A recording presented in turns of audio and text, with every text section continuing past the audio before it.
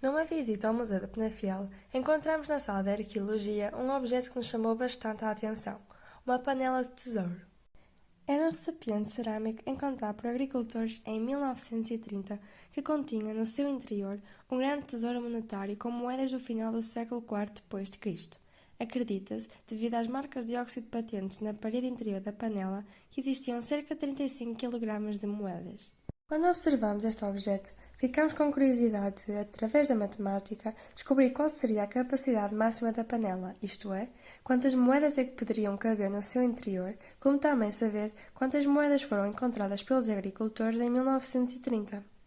Para além disso, verificamos que, pelo facto da panela ser um recipiente cerâmico, era feito de argila, o que significa que um dos seus minerais constituintes é a caulinite. Assim, quisemos ir mais ao pormenor e verificar quais seriam os sólidos geométricos formados pelos átomos da estrutura cristalina desse mineral, como também descobrir as características mais peculiares dos mesmos.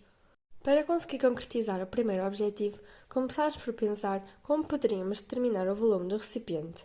Como o recipiente não possui nenhuma forma parecida com os sólidos que estávamos habituados a trabalhar, decidimos dividi-lo numa esfera e num tronco de um cone. Por sua vez, o tronco de um cone não é um sólido que usualmente calculamos o seu volume, pelo que consideramos que seria melhor deduzir a fórmula para podermos compreender todos os passos de como chegar até à expressão final. Começamos então por pegar num cone e dividi-lo de forma a obtermos um tronco de cone. Depois, identificamos todas as dimensões. De seguida, utilizamos a semelhança de triângulos para obter uma forma de criar uma equação em ordem a x. Ao separar o cone pequeno do tronco, concluímos que o volume do tronco é igual ao volume do cone grande menos o volume do cone pequeno. Assim, com a expressão do volume do cone, substituímos as dimensões identificadas anteriormente na expressão do volume do cone e simplificámo-la, obtendo assim a fórmula do tronco. Agora, com todas as fórmulas necessárias, já é possível calcular o volume total da panela. Para calcular o volume da esfera, basta dividir o diâmetro por 2 e substituir na fórmula, ficando 7.513,07 cm3.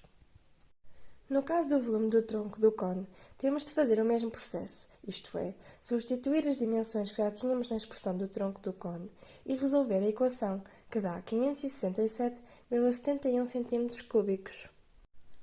Como o volume total é igual ao volume da esfera mais o volume do tronco do cone, o volume total é igual a 8.080,78 cm3. Para sabermos quantas moedas é que poderiam caber no recipiente, precisamos também de calcular o volume da moeda.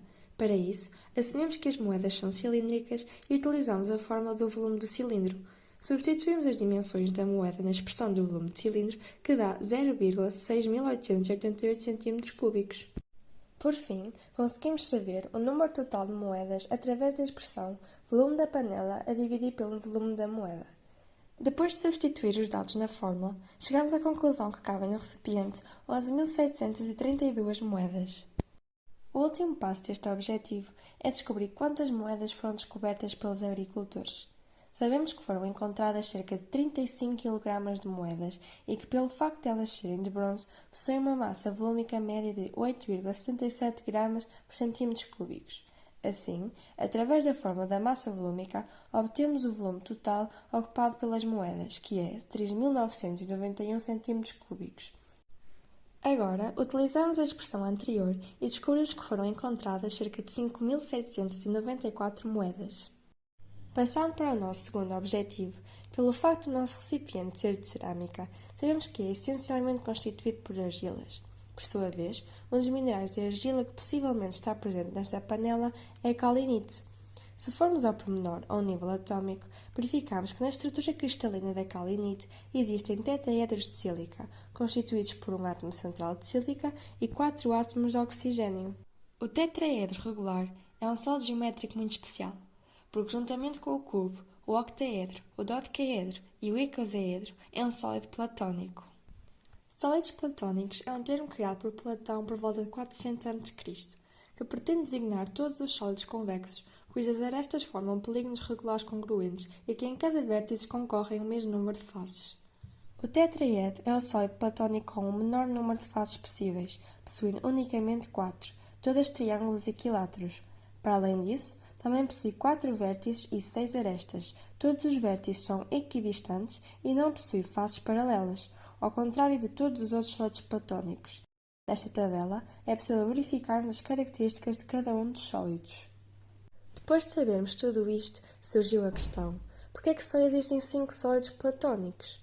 Só existem 5 sólidos platónicos porque no sólido platónico, em cada vértice tem que concorrer o mesmo número de faces, sendo 3 o número mínimo, e a soma dos ângulos internos que concorrem no mesmo vértice é menor do que 360 graus, porque a 360 graus a forma fica plana.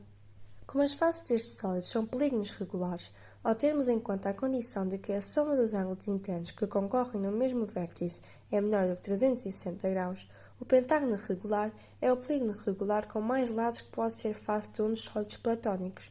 Isto acontece porque, caso tentemos verificar com o hexágono, já não funciona, visto que a soma dos ângulos daria, no mínimo, 360 graus. Assim, só podem existir 5 sólidos platónicos. Com a realização deste trabalho, podemos conhecer o museu e os seus objetos expostos de uma maneira que nunca imaginámos, isto é, de um ponto de vista matemático. Foi muito interessante verificar e compreender que o museu não é meramente um espaço para ver artefatos antigos, mas também um lugar que nos permite, através das suas exposições, criar uma ponte entre o passado e vários tópicos de estudo que abordamos no presente, como é o caso da matemática.